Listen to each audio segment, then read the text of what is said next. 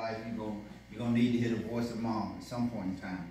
And if you can't hear the voice of mom, you're gonna remember what mom said. Yeah. And it's always good to to have that to fall back on. I try to talk to mine every Wednesday. Have a conversation with mine every Wednesday. Sometimes she's happy with me, sometimes she's not. Which is cool. Because I know how to. All right, mom, I'll talk to you later, kind of thing. But it's always good, though. And then let's be honest and truthful. And I'm gonna get in trouble for this, but let's be honest and truthful. All moms think they're right 100% of the time. I leave it at that. Praise the Lord. All moms think they're right 100% of the time. Praise the Lord. And I won't go no further. But anyway, we want to talk to you today about the purpose of a mother. The purpose of a mother. In my 8th, 9th grade year in high school, I had made up in my mind that what I wanted to do in life was I wanted to go to the United States Naval Academy. That was my goal in life, just to go to the United States Naval Academy. Love the Navy and love everything about it, and I wanted to go to Annapolis, Maryland, and be a cadet, be a midshipman at the United States Naval Academy. Well, in my 10th grade year, my ROTC instructor and myself, we had a little falling out, and so I determined that I'm through with the Navy now, and so my love affair with aviation was birthed at that point in time. So my goal at that point in time was to enroll in Embry-Riddle Aeronautical University at Daytona Beach, Florida. And if I couldn't do that, I was going to go to North Carolina State University because they both had the field that I wanted to get my degree in and I wanted to work in, and that was aeronautical engineering. And as an aeronautical engineer, one of the things I wanted to work on, and one of the things I wanted to possibly do at one point in time was to deal with space. And that was to deal with space, and I even toyed with the idea of possibly being an astronaut. And so one of the vehicles that the astronauts used at one point in time was the space shuttle. The space shuttle was a vehicle that was reused. It was a human spaceflight vehicle that was capable of reaching low Earth orbit, and it was commissioned by the National Aeronautical Space Administration. And the vehicle consisted of a space plane for orbit and re-entry. It was fueled by expendable liquid hydrogen and liquid oxygen tanks, and with reusable strap-on solid booster rockets. And I even at this point in time, when I got in my senior year in high school, I decided, that my mom and dad didn't have money to send me to college, and so I said, well, I need to find a way to pay for my college. And then the Army recruiter showed up, and he began to talk to me about the Army College Fund and how much money I could get to go to college and all that good stuff. He didn't tell me all the other stuff I would have to do. And so I joined the military and I became an air traffic controller, which is a shortcut to getting my aeronautical engineering degree. And so I find myself fascinated with space. And I was the air traffic controller for 11 years and I'm still certified. And if the government would let me, I would go find me a job real quick. And because I love it, I'll even go to the airfield and just sit there and watch airplanes land and take off because I love it. I love it and I love doing it. And somehow, some way, I'm going to tie that into the purpose of a mother. Because in Exodus, the 2nd chapter, 1st through the 10th verse deal with the birth of Moses. 2nd verse says, so the woman conceived and bore a son, and when she saw that he was a beautiful child, she hid him 3 months. But when she could no longer hide him, she took an ark of bulrushes for him, dabbed it with asphalt and pitch, put the child in it, and laid it in the reeds by the river's bank. Verse 7. Then his sister said to Pharaoh's daughter, shall I go and call a nurse for you from the Hebrew women, that she may nurse the child for you? Luke 1. I don't want you to forget about my love for space, okay? Luke 1.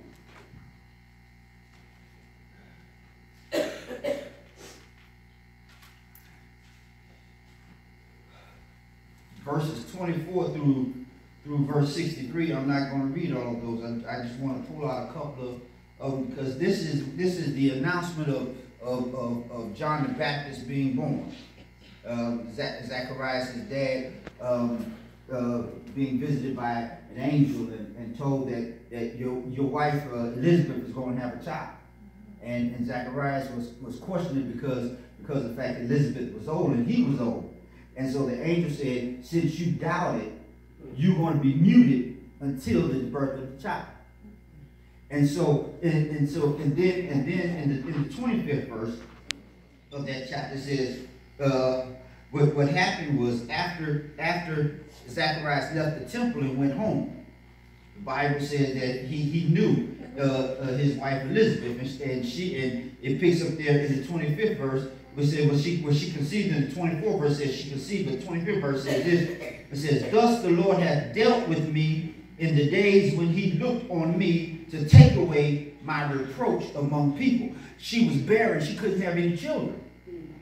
And in the Bible days, if you couldn't have a child, then people looked bad on you. They looked down on you because you couldn't have a child. And she said, at this point, she says, the Lord looked favorably on me and took my reproach away and gave me a child. And so then after that, Mary is visited by an angel. You know, and the angel tells her, blessed art thou among women, and that thou won't have a child. And Mary said, how's that going to happen? Since I don't know a man, since I don't have a man. And even though she was engaged to a man, they ain't done nothing, okay? And so she said, how can this be? And she said, the Holy Ghost is going to come upon you. And what's going to be of you is going to be the Son of God. And so then the angel tells me and says, your cousin Elizabeth is pregnant now.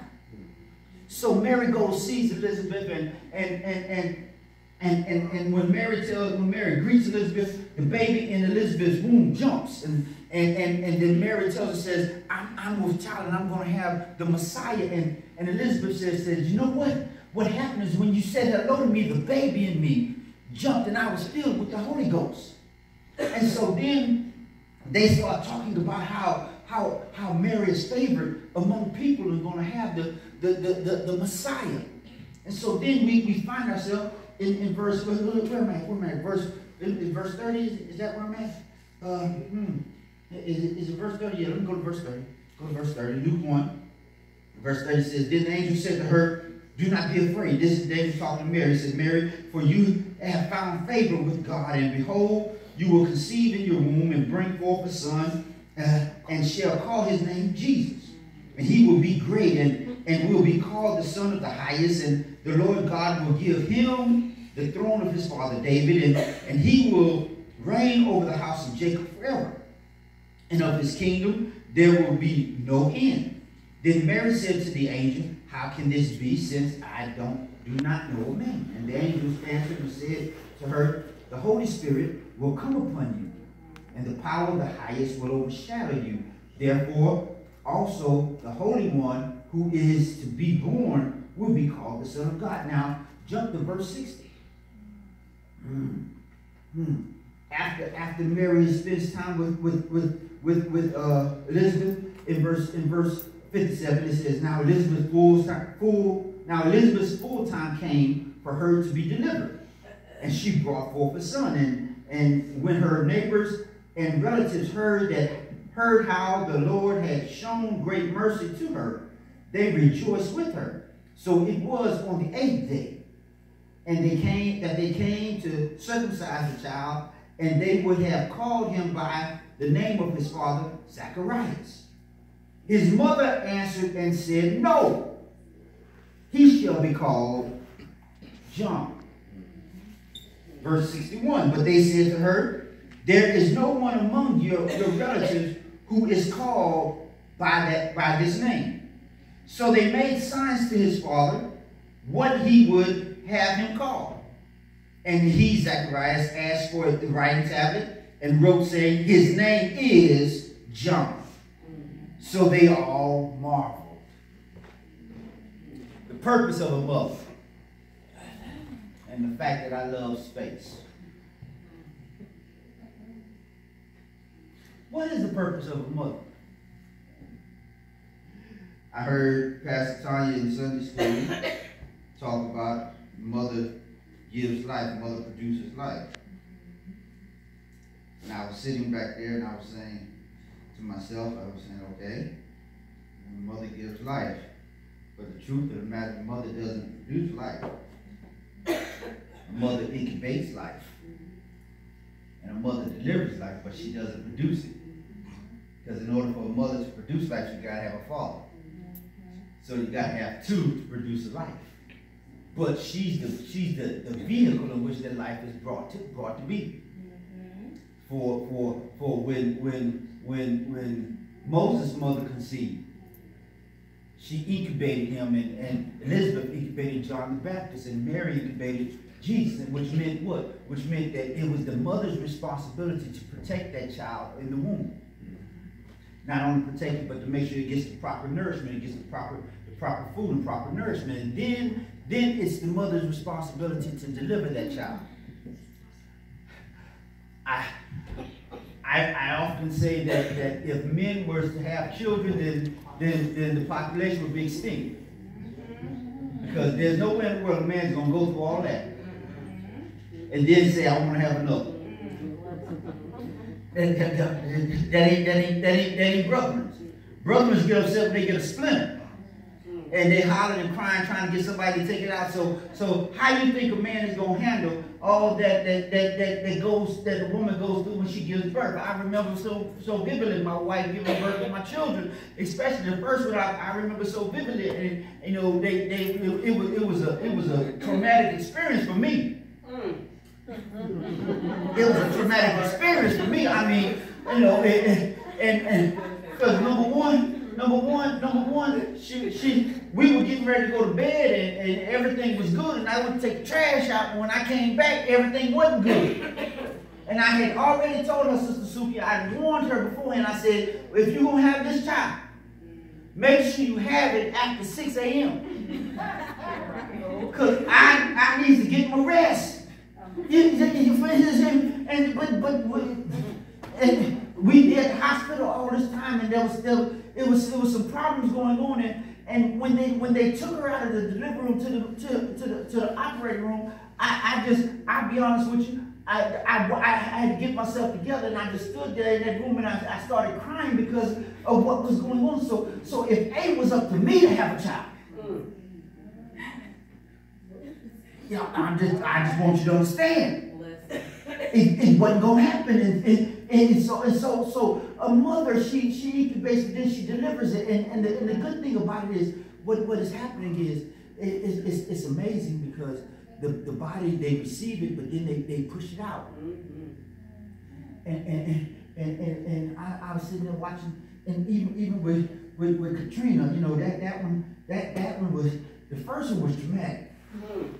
But Katrina's, I'm still trying to get because that, she was getting upset with me because I had the folks bring the TV into the living room, because she had me in a position I couldn't move. She wouldn't let me sit down, wouldn't let me leave, and so I needed to do something. And she was squeezing I said, bring the TV in, and she got upset with me. And we had been there since 11 something at night, and here it was almost 11, almost 10 something the next day at PM, and I had been there all this time and barely had anything to eat. It was who? And I'm still trying to get over it. And how old are you? It's been that long.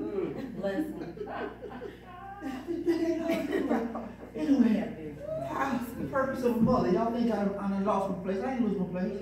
We're talking about the purpose of a mother. And so that mother delivers that child. And watch this. Mothers have that God-given ability to care for that child in its infant stages. Because, fathers, we have a problem. I got 2 girls and a boy. And for a long time, Donna, there were certain times there's certain things I didn't do when it comes to changing diapers. Poor son, he sat in a certain condition for a long time until his mama got home.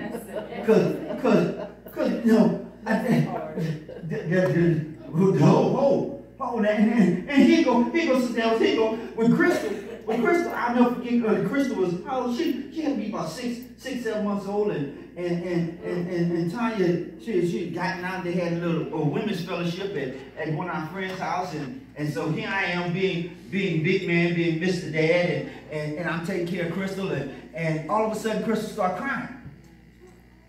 And sister girl wouldn't stop crying.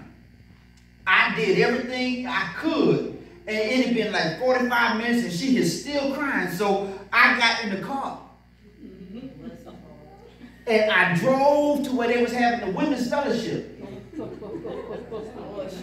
I pulled Crystal out, and I went up and I rung the doorbell.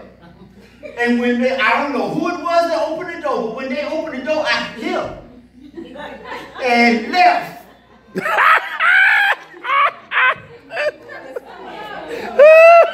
I couldn't handle it.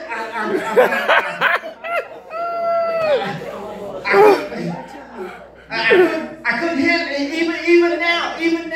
Even now, we be in the car and London be calling her mama and her nana, and they, for some reason, they don't hear. And I'm driving, and it's just driving me up, and I want to tell them, do you hear her? But I'm just, then all of a sudden, she done called for like 5 minutes, and they ain't still, and I don't understand. I don't understand, but mothers have that, they have that thing that, it's about, because right, watch this, if that baby called a certain way, yes, that's right, that mama will hear. But when they call a certain way, that daddy don't hear. Because daddy roll over when they sleeping and the baby start crying. But it's the mama who has that God-given sense. And so mothers, they take care of that baby. They clean that baby up and they love on that baby. And mothers even make sure that if they don't eat, that child eats. They make sure that child is covered, that child has protection. And just like Moses' mama did when he was born, she hid him, she protected him from the things that were going on, because it was decreed that all the children would be killed. And Moses' mother made sure that her child was safe. And that's what mothers do. Mothers make sure their children are safe. Daddy's responsibility is to make sure that there's enough food and money there. I won't go there because I have a problem with some issues, because I don't understand how you can lay up with a man and the man sit at home and you go get a job, you got a job to go to work, and he there when I got a problem with that. One of the problems is I be asking my wife, where was you at when God was giving that out? Thank you, sir. Woo! Woo!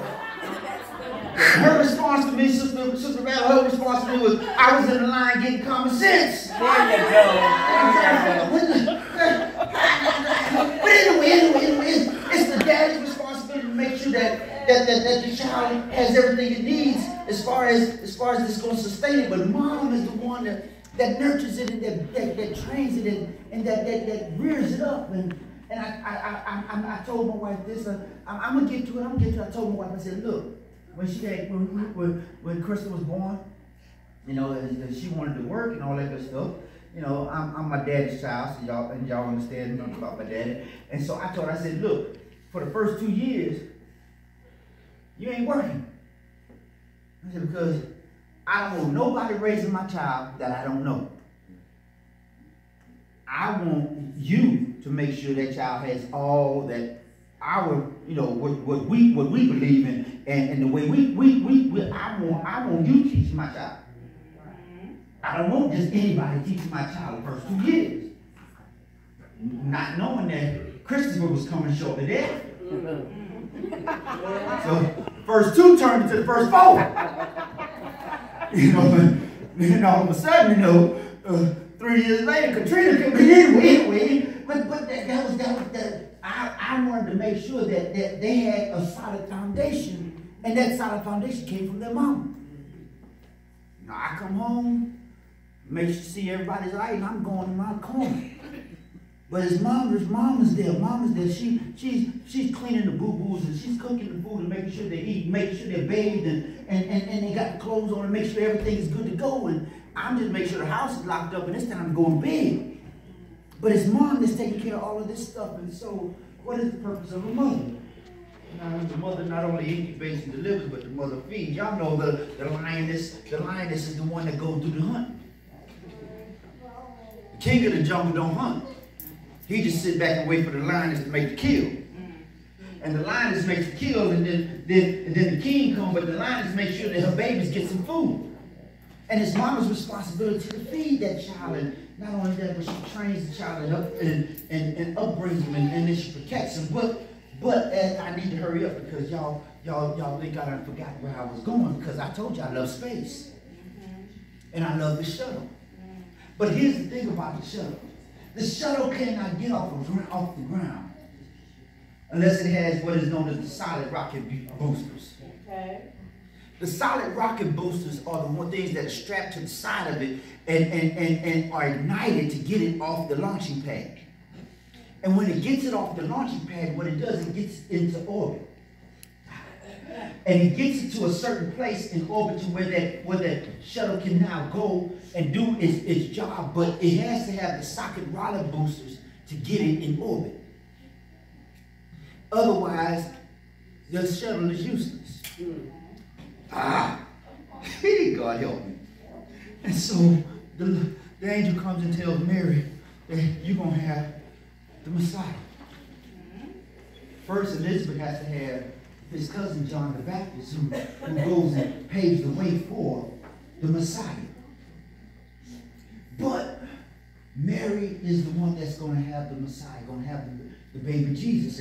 And Mary has the baby Jesus, and the baby Jesus grows up. And even when they went to a feast one year, the baby Jesus was 12 years old and got left behind because he was in the temple. And Mama was worried all about him because Mama didn't know where he was. And he said, well, didn't you know I'd be about my father's business? But watch this. It wasn't Mary's time to release him yet. Yeah, okay, yeah. And so not only does the mother protect and nurture and feed, but then watch what Mary's doing. In John, what is that? John, what's that? John, what is John? Where is John? It's John, I think it's the 2nd chapter. No, it is. No, it isn't. It is John the 2nd chapter, yes. John the 2nd chapter, verses 1 through 11, it talks about the marriage of Canaan. But it's the 5th verse that I really want to focus on, because in that 5th verse, because I'm still talking about those rocket boosters that are on the side of the space shuttle. They get the space shuttle off the launching pad and get it going in the air, and then all of a sudden, when that shuttle gets to its right point, the rocket boosters disengage. Because now the shuttle is where it's supposed to do its job. And what Mary says in that 5th verse of the 2nd chapter of the book of John lets me know that she's done her job. Because she tells the people, after she goes to Jesus, says they're out of wine, and he says, my time has not come yet. She then looks at the people and says, whatever he says, do. Do it. Which let me know what she's done is she's got him to the place that he's supposed to be spiritually. And then she releases him to do what's supposed to happen. And so the purpose of a mother is not only to birth that child and to nurture the child and feed him and protect him, but the purpose of a mother is to release that child to do its spiritual job. Oh, y'all. Because what happened with Moses is this. What happened with Moses is this. His sister went and got his mother, so his mother can feed the child for Pharaoh's daughter. But while that mom was feeding the child, their mom was instilling the values of their religion. into Moses. So no matter what Moses is doing and growing up in Pharaoh's house, he still has his foundation, which is the Hebrew foundation, the relationship with God. He still has that in his innermost being. So when it comes time for him to go and defend one of his own, he has no problem defending one of the Hebrews against the Egyptians, because that's what was ingrained in him. And what moms do, mom are supposed to be the one to tell that child who he is. Y'all see, everybody thought they wanted Zacharias to say what the baby's name was going to be, but the truth of the matter is the mother's the one that says what the child's name is. Because you go in and their baby's born, they ask the mother, what's the name? I don't care what the daddy over there saying my child will be named. You know it's what the mama says the name is going to be. And so it's mom's responsibility to define that child. That's good. And when mama defines the child, mama then releases the child to do what it's been defined to do. That's right. And Jesus, his name is Emmanuel, which means God with us. So therefore Mary says, whatever he tells you to do. His name has been defined as who he's going to be. And so what I'm doing now, I'm taking my hands off of him and saying, God is yours. So whatever he tells you to do. Yeah. And so it's mama, your responsibility to define that child. Not just define him, but define him in God. And when you define him in God, you then got to release him and let God use him. But you can't release him too early.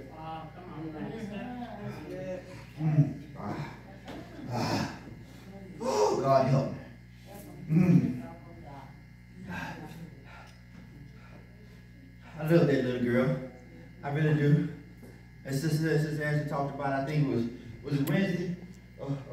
Something talked about, we can't release her to go do certain things right now.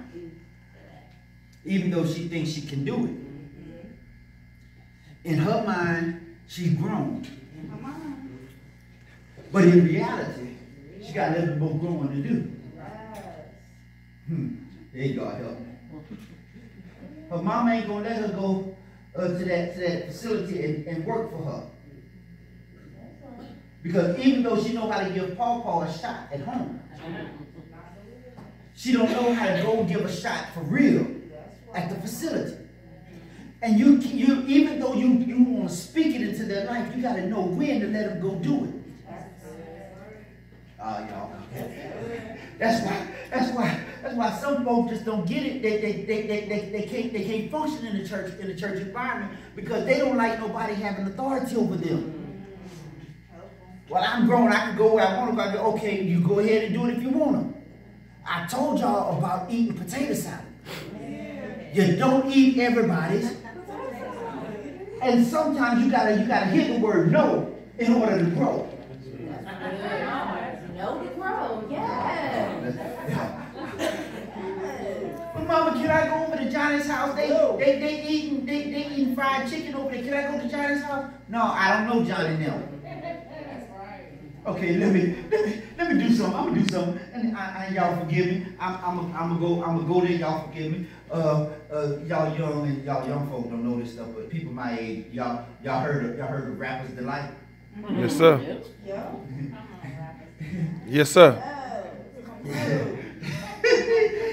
They're talking about eating the fried chicken and the peas just ain't no good. Good, yes, sir. Yeah.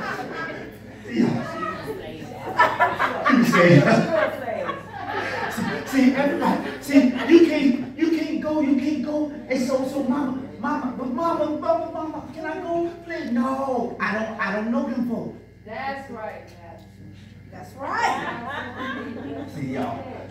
And then you get mad at mama because mama won't let you go over so-and-so's house and play with so-and-so and eat. But no, but see, mama understands that your stomach is designed for food over here. That's right. And see, mama understands that if you go and get something wrong, that she gonna have to pay for it later.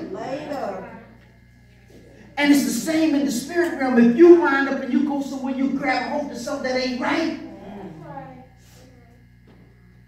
So mama gotta make sure that she lets you go at the right time. But it's her responsibility to get you to that place. Oh yeah. Everybody lives off the daddy's name. Yeah. All my children are Andersons. I don't care what their husbands say right now. Go ahead, sir. They still Andersons. Cause all you gotta do is look at them. And looking at them will tell you who they related to. I don't care what you say right there, Doug. Looking at them. Because if it wasn't for me, he wouldn't be around. Understand. And I tell my wife all the time, I tell her all the time, you know, because if she go do something, they ask her, what's your husband's last four?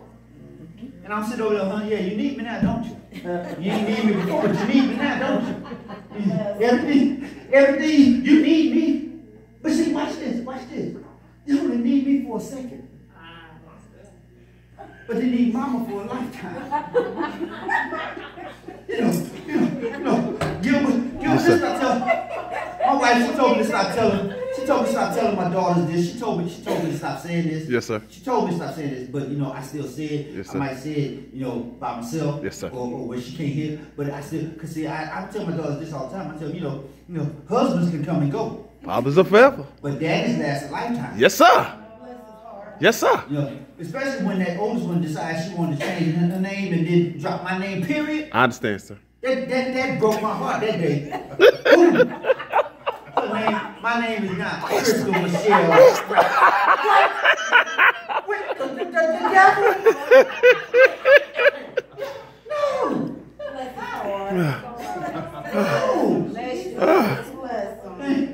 That's why Katrina made top of the list when it comes to inheritance, because she kept that last name. And our Crystal got a small percentage as opposed to Katrina. Praise the Lord. But that isn't just for a moment. But mamas are always going to be there. Yes, sir. Because it's mama's responsibility to protect and to propel that child spiritually. So who speaks into their life?